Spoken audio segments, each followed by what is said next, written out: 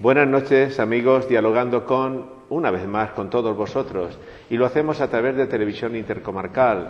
Sabéis que a través de la televisión llegamos a muchos lugares, llegamos al Medio y al Alto Vinalopó, estamos alcanzando también la Folla de Castalla, llegamos a Mariola, y yo me alegro muchísimo porque semana tras semana sois muchos de vosotros los que, por viajes que hago a distintas localidades, me veis por la calle y me comentáis, me paráis y me decís que veis el programa. Y para mí es también la confirmación pues a un trabajo y a una dedicación. Y eso me autoafirma en lo que estamos haciendo, tanto yo, en este caso yo, como también la misma televisión. En esta ocasión, en esta semana, queremos abordar, dentro del contexto que estamos viendo semana tras semana en este nuevo curso, aquello de ser un profesional de lo que sea y ser católico. Los católicos, como bien sabéis, debemos estar en todos los lugares y ámbitos donde está el hombre, donde está la mujer, donde está el dolor, está la alegría, está el sufrimiento, allá donde se hace la cultura y allá donde se construye un futuro y una humanidad mejor. En esta ocasión está con nosotros un psicólogo y además católico. Está con nosotros Miguel Sanchís Micó. Buenas noches. Hola, buenas noches. Bueno, Miguel Sanchís Micó, eres psicólogo, esposo, padre. Uno se pregunta, ¿qué prima entre todas estas, no sé si definiciones o calificativos?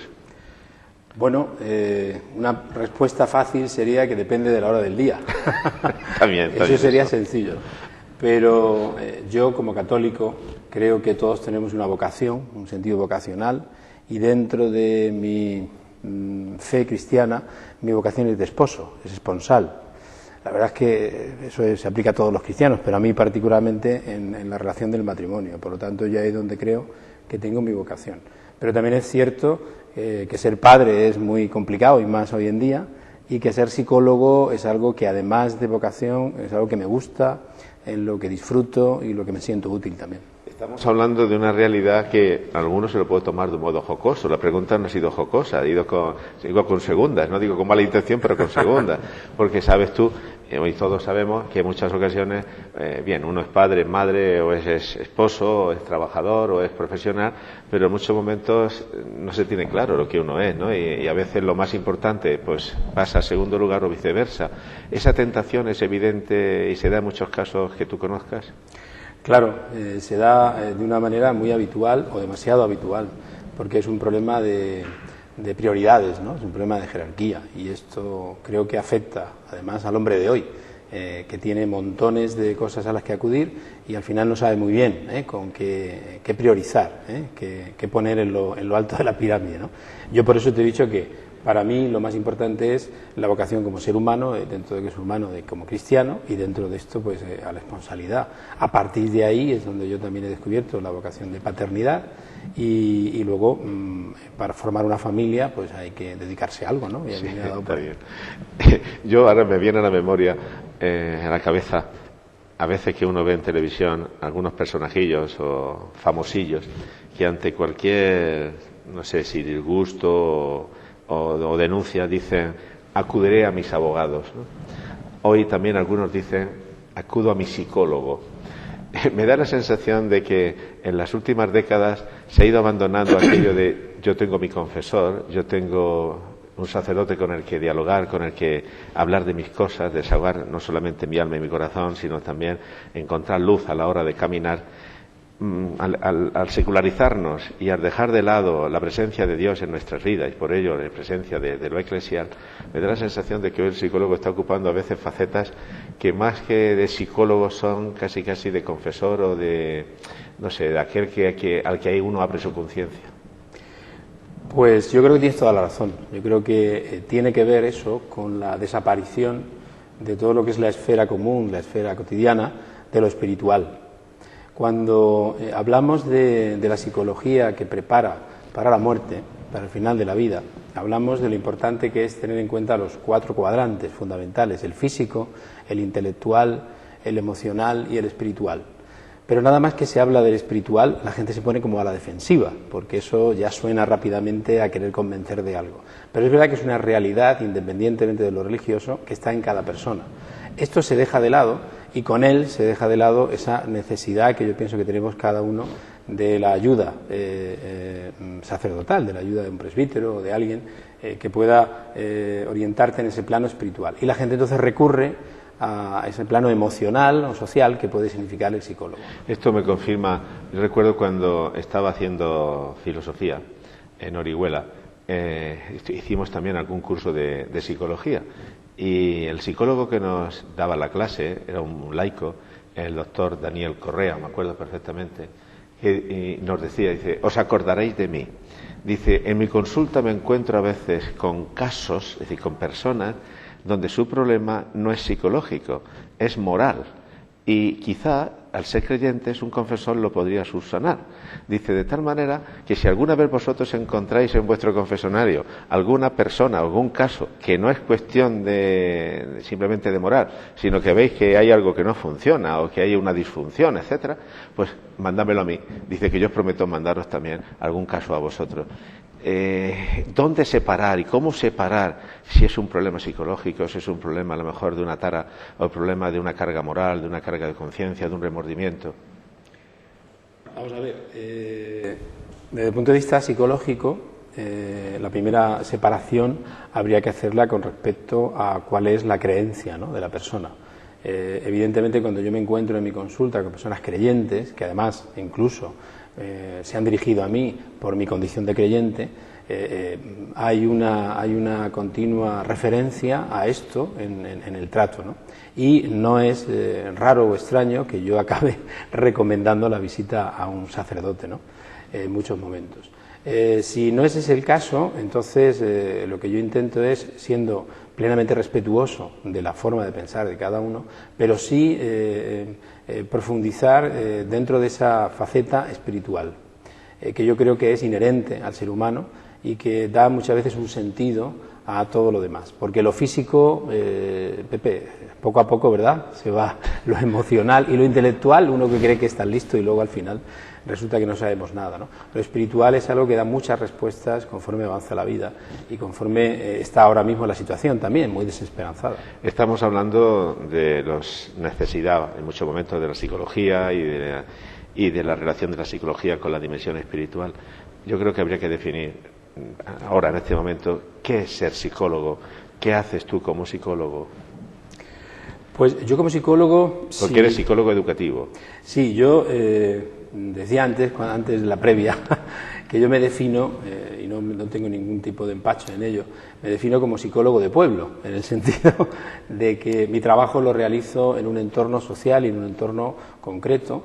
Mi comienzo profesional es en el plano educativo, dentro del entorno de la psicología educativa, escolar, etcétera, pero a partir de ahí he llegado también a trabajar en el plano clínico, terapia de pareja, terapia de adolescentes, de jóvenes, de adultos, etcétera.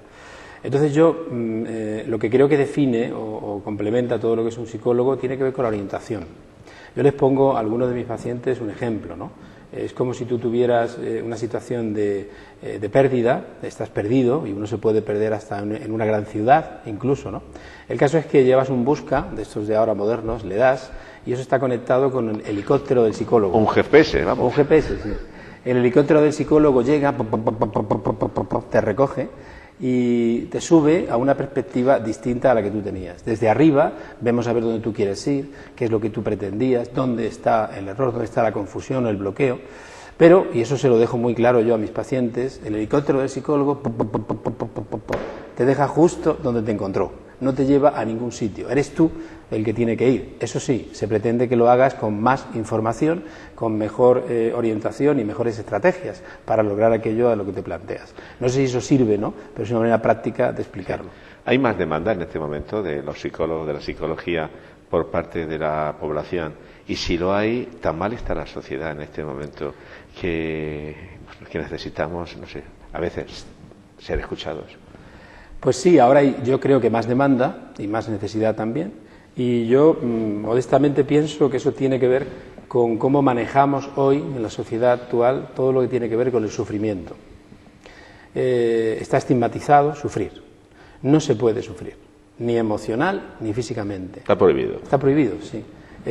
Por lo cual, esa falta de capacidad de sufrimiento nos hace, si me permites, sufrir todavía más. porque huimos, evitamos todas situaciones que nos vayan a producir cualquier tipo de molestia, de desazón, de insatisfacción, y nos metemos de lleno en unos follones impresionantes. Entonces, en ese sentido, hoy creo que el psicólogo es más demandado, porque faltan estrategias a las personas, a la gente, le falta maneras de manejar lo que se encuentran cada día. Y la vida del ser humano está llena, sobre todo, de frustraciones. Y a raíz de lo que estás hablando y en un contexto en el que también nos estamos moviendo, cuando uno tiene una dimensión creyente, trascendente de la vida, cuando uno tiene una posición verdaderamente donde Dios cuenta en su historia personal y comunitaria, en el modo también como afronta los fracasos, como afronta la vida de cada día, ¿es distinta entonces la situación de la persona a la hora de acudir a un psicólogo y a la hora de afrontar el problema, incluso de su solución? Absolutamente. Además, esto no es mi opinión. Esto está los americanos, que sabes tú que son tan dados a investigarlo y a cogerlo todo con estadísticas, lo tienen completamente demostrado. Es decir, que el ser religioso, el tener una fe, una creencia, es algo que mejora la calidad de vida psicológica y emocional de la persona. Yo en ese sentido siempre pongo un ejemplo, y es sabes que hay refranes que son muy ricos, muy sabios. Y hay algunos que incluso son reversibles, que los puedes leer por un lado y hacia el contrario. Y ese es el de: mientras hay vida hay esperanza. Y yo le doy la vuelta y digo: y mientras hay esperanza hay vida, porque si no tienes esperanza, la vida es algo tremendo, ¿no? Esa es, creo yo, la gran riqueza del cristiano y del creyente. Tiene esperanza, va a algún sitio. No estamos aquí parados, ¿no?, en medio de un océano que nos va a engullir antes o después, sino que nuestra vida está catapultada, está dirigida a esa idea de trascendencia, esta experiencia de trascendencia, creo que habilita para vivir la vida de una mejor manera. Tú has dicho antes que tratabas casos, personas, ¿no?, con situaciones, pues bueno, niños, jóvenes y, en fin, terapia de pareja. Hablando de valores y hablando también, en este caso, de la situación en la que se encuentran nuestras familias. Vamos a pensar en los niños y en los más jóvenes, los más pequeños de la casa. La situación en este momento, me cuesta entender o aceptar que chavales tan jóvenes, no sé, adolescentes, pues que necesiten el cuidado y la respuesta de un psicólogo. Es problema del chaval, problema de inadaptación a la sociedad, es problema de la familia, son los tiempos que vivimos, es una falta a lo mejor de criterio de valor, es una falta a lo mejor en su educación. ¿Por qué hay tanto caso en este momento de chavales, no sé, tan jóvenes que necesitan terapias? Si estoy equivocado, me corriges. No, yo creo que estás diciendo, estás reflejando la realidad. Lo que pasa es que haces preguntas muy amplias, difíciles de responder de una manera concreta, ¿no? Pero yo lo que creo es que la adolescencia siempre ha sido una etapa llena de problemas. Ya lo dice la palabra, adolecer, ¿no? Es un momento en donde te falta de todo. Quieres algo y no sabes cómo conseguirlo, ¿verdad? Yo creo que si es verdad lo que tú dices, que yo también lo constato, que ahora hay más necesidad de asistencia, más necesidad de psicólogo, de orientador, de terapeuta para los adolescentes, es fundamentalmente por cómo las familias, por cómo los padres se encuentran, por cómo son capaces, o en este caso serían incapaces, de afrontar y de manejar esta situación. Yo creo que hay falta de recursos. Yo creo que los padres tiran demasiado pronto la toalla frente a la rebeldía, frente a los problemas, los desafíos de los adolescentes, que siempre los han tenido. Es verdad que nosotros nos cuidábamos muy mucho de hacerlos manifiestos, ¿verdad?, porque era otro contexto, sí. Pero también éramos rebeldes a nuestro estilo. Lo que pasa es que ahora no hay ese control social y los padres se encuentran desarmados, ¿no?, verdaderamente. Muchos de los padres que vienen, que suelen ser ellos los que traen al adolescente, vienen solamente para que el psicólogo les confirme que están actuando correctamente, porque incluso su mismo entorno les llama engaño, es decir, se sienten como unos padres demasiado duros o demasiado estrictos, ¿no? Cuando ahora estamos cansados de ver, ¿no?, cantidad de espacios televisivos en donde el trato al adolescente es fundamentalmente la firmeza, ¿no?, y la disciplina. Entonces, yo creo que esta es la cuestión, es decir, nuestros adolescentes y nuestros niños tienen menos límites y menos normas. ¿Y puede darse el caso de unos padres pues que tengan hijos, en este caso adolescentes, y que tengan se hagan esta reflexión y tengan este miedo?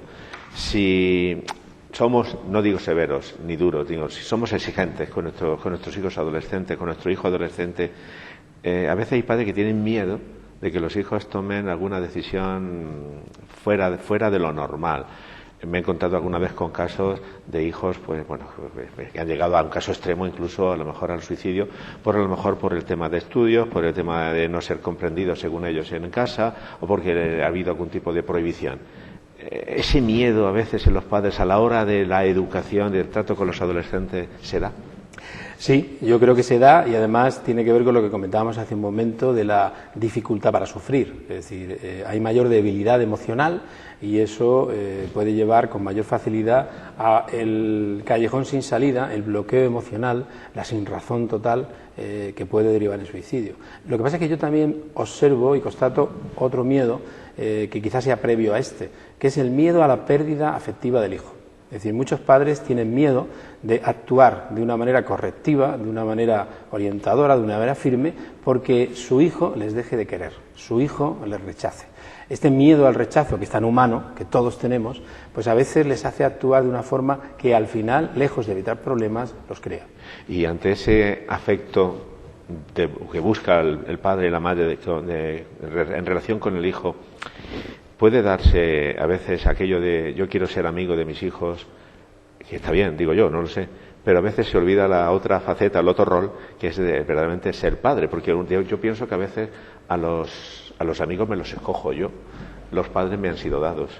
¿Es difícil ser padre y ser amigo? ¿Son incompatibles o se pueden ser ambas cosas a la vez? Yo creo que toda relación amorosa, toda relación emocional, afectiva, tiene ese componente de amistad. También lo tiene que tener la pareja, también lo tiene que tener el amor esponsal, el amor erótico incluso, ¿no?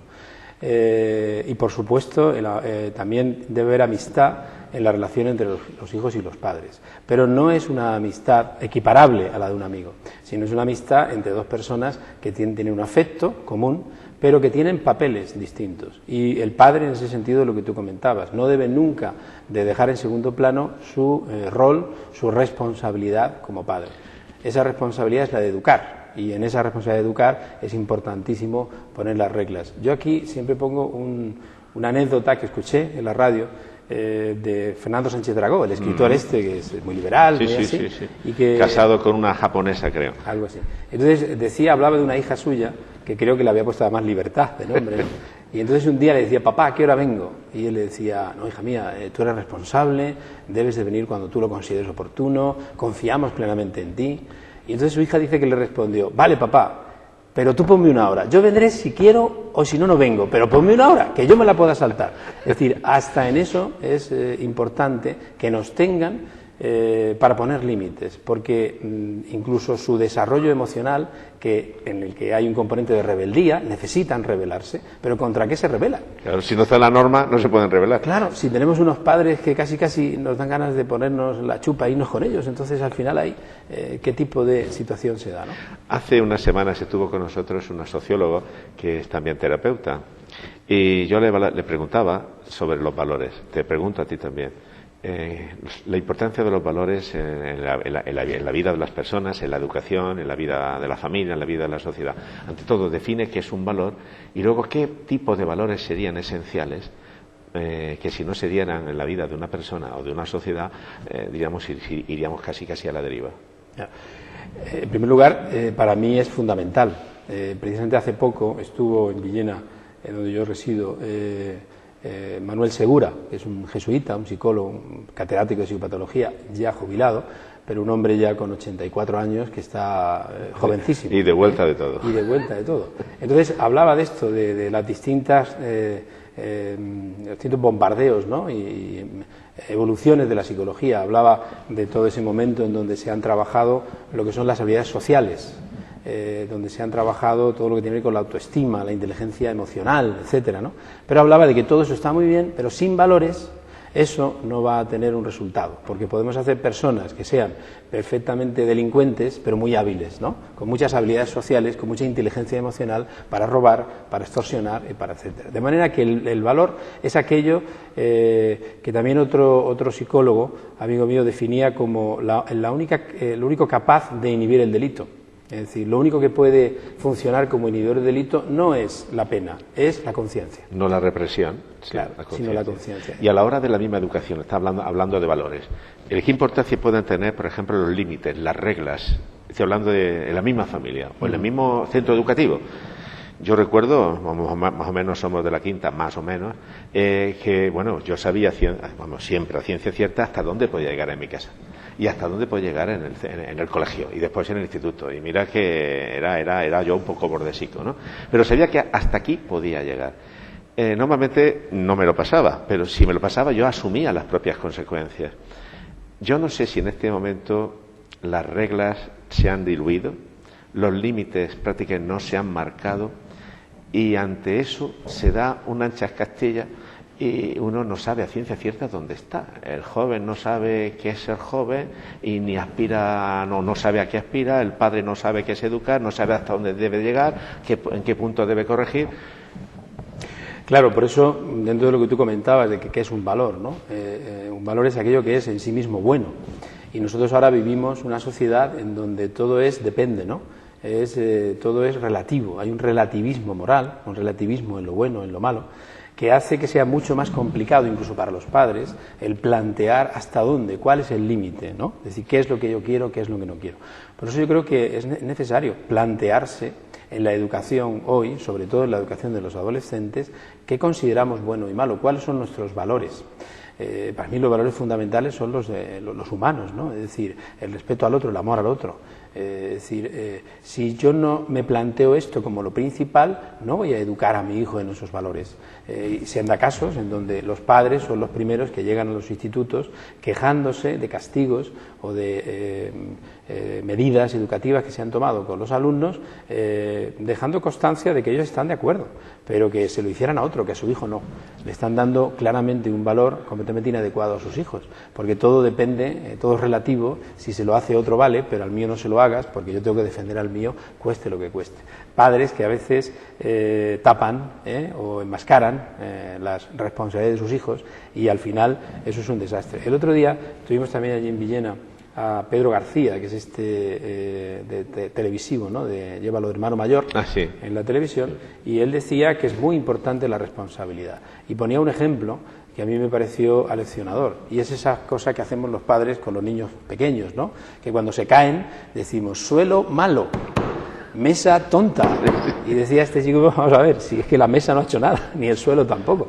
Cuando esa persona llegue adulto y se encuentre con un problema que ha sido ocasionado por él, va a echar valores fuera, va a decir que es otro, que él no ha sido, que es la mesa, que es el amigo, que es no sé cuántos. Es decir, es muy importante en ese sentido los límites, los valores, que es lo que llevan a la asunción de la responsabilidad. ¿Tú sabes qué estoy pensando? Que hace unos años, no sé si 8 o 10 años, yo creo que de estas cosas no estaríamos hablando. Gracias a Dios, en este momento, en muchos medios de comunicación y en muchas tertulias y en muchos centros escolares y muchos ámbitos familiares se vuelve a hablar de estas cosas. Está cayendo de verdad en la cuenta la sociedad, las personas, al menos, bueno, pues las personas que tienen más criterio, de la necesidad de volver a los valores esenciales que de verdad construyen a un hombre, a una mujer y construyen la misma sociedad en la que vivimos. Y de alguna manera es que oímos como el gato escaldado del agua fría, o es porque somos muy listos y hemos visto que nos hemos equivocado.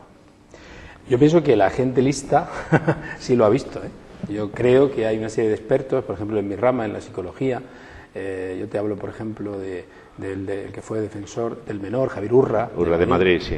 De Manuel Garrido, que te comentaba, que es compañero también. Es decir, han sacado publicaciones en ese sentido. El niño emperador, los niños tiranos, es decir, hablando precisamente de esto, de que si la familia no la construimos como una jerarquía en donde los papeles son importantísimos y los papeles están asignados y el padre tiene que hacer de padre y la madre tiene que hacer de madre, pues todo eso va a redundar en una situación que va a ser negativa para la asunción de valores y la asunción de responsabilidades por parte de los hijos. En medio de este contexto de lo que estamos hablando, ¿qué importancia puede tener la familia? ¿Tiene la familia? Nos estamos encontrando con familias monoparentales, familias rotas, familias, no sé, con una cierta dosis de violencia en su interior, familias con desafectos.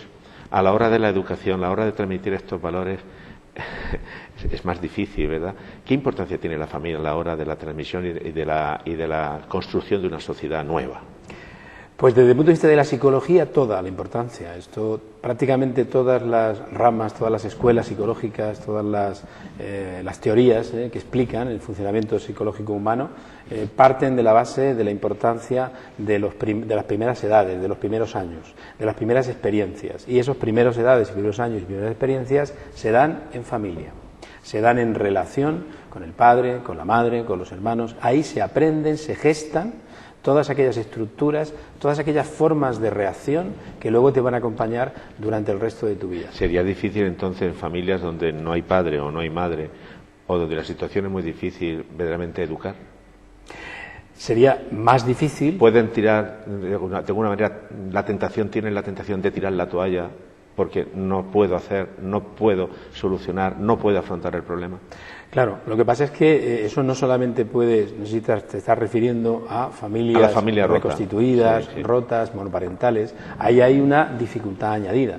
Evidentemente, esto no lo digo yo, sino que las familias con las que me encuentro en esta situación reconocen sus dificultades, el estar solo, sola, el progenitor custodio, ¿no?, frente a todo eso, con las dificultades que a veces se dan también para ponerse de acuerdo con el otro progenitor, pero también se dan en las familias normales o tradicionales, porque a veces o el padre o la madre o ambos no están asumiendo ese papel que yo comentaba antes, ¿no? Pero lo que sí que es cierto es que es fundamental y que si hay que prevenir situaciones de dificultad emocional, de dificultad psicológica posterior, hay que hacerlo en ese momento. Yo creo que, por ejemplo, tareas como la de trabajar, cursos de formación para aquellos que se van a casar, que van a contraer matrimonio, que van a unir sus vidas, trabajar también previamente a tener un hijo con aquellas parejas jóvenes que se quieren preparar para ello, creo que es algo fundamental. Dos preguntas que prácticamente estamos terminando, el programa llega a su fin. Primero, sucintamente, ¿qué sería educar? Y la segunda pregunta, estamos en un contexto de un profesional católico y de un ambiente donde la pregunta que siempre hago al final es ¿quién es Jesucristo para ti? ¿Cómo vives tu dimensión creyente? ¿Y qué importancia tiene Jesucristo en tu propia vida? Educar y Cristo. Madre mía, pero eso es... ¿Cuánto tiempo? En un minuto. Madre mía, Pepe. Bueno, educar, en primer lugar, yo creo que todos tenemos que reconocer la dificultad que es educar, pero yo creo que la mejor definición para mí es acompañar, es participar dentro del desarrollo de toda la potencialidad del ser humano y de hacerlo de una manera que le sea útil a este ser humano para enfrentarse a la vida, para desenvolverse en la vida y para el objetivo que me parece prioritario, que es el encuentro. Yo creo que lo que más nos define como personas humanas es la posibilidad, necesidad de encontrarnos con otros.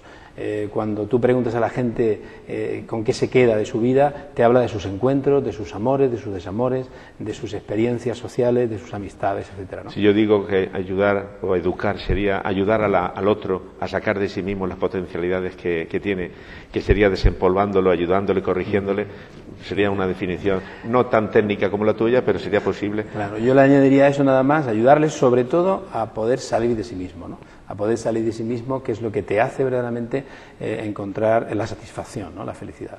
Bueno, ¿y Jesús? Pues Jesús es importantísimo para mí.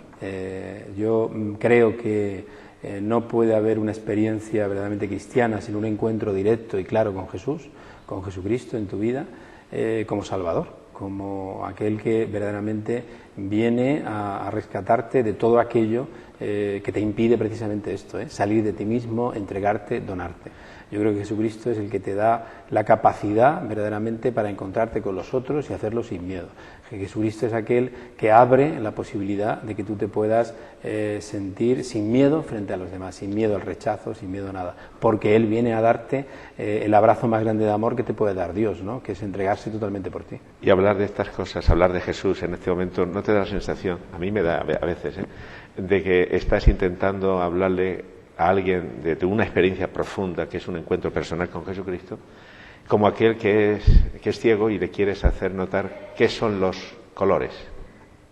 Sí, en algún sentido sí. Lo que pasa es que hay una situación actual hoy que yo creo que facilita el hablar de Jesús y el transmitir y evangelizar, ¿no?, el mensaje cristiano. Y es la gran experiencia de desamor y de soledad. que tiene hoy todo el mundo. Yo al menos la constato, la vivo y la percibo en mi trabajo cada día, ¿no? Y entonces poder anunciar a un Jesucristo que viene a darte una noticia buenísima de parte de Dios, y es que te quiere como eres, que te quiere tal cual, que no necesitas cambiar, que no necesitas tener ponerte ninguna careta, sino que Él viene a darse completamente a ti. Yo creo que esto es un mensaje que llega y es un mensaje que tiene la Iglesia y que puede ser... Bueno, Miguel, gracias. Hemos llegado al final de nuestro programa y si quieres mirando a esa cámara que es la tuya, y pensando sobre todo en los padres un poco desanimados ante problemas que encuentran con sus hijos en la tarea educativa, invítales, no sé, a que no desanimen, no se desesperen, no dejen o hagan dejación de sus funciones. Pues sí, yo invitaría a todos los padres porque hay una cosa muy importante y es la gracia de Estado. Esto Pepe sabe que existe. Si hemos tenido la dicha, la suerte de poder conocer pues a una persona con la que compartimos la vida y además resulta que luego empiezan a correr alrededor algunos que se parecen a ti o a ella y que son fruto de esa relación, esto nos posibilita, nos capacita para poder tener una de las experiencias más maravillosas que puede tener una persona, que es participar en el crecimiento y en el desarrollo de otra. Yo les diría a todos los padres que no tengan tanto miedo a hacerlo bien o mal, sino que lo hagan, que actúen, que se dejen llevar por esa gracia de Estado, por esa intuición de padres, que si tienen alguna duda que consulten, pero que sobre todo no tiren la toalla tempranamente, no se ausenten, no estén fuera de juego, sino que estén ahí en ese trabajo, que es verdad que a veces es arduo y complejo y desesperante, pero que muchísimas veces da una satisfacción enorme. Así que ánimo y al tajo. Muy bien, Miguel. Buenas noches, amigos. Dialogando con ha terminado y si Dios quiere hasta la próxima semana con todos vosotros, con un nuevo invitado y una nueva cuestión que queremos ofreceros desde nuestra mejor buena intención. Gracias, Miguel. Buenas noches a todos y hasta la semana próxima. Gracias a vosotros.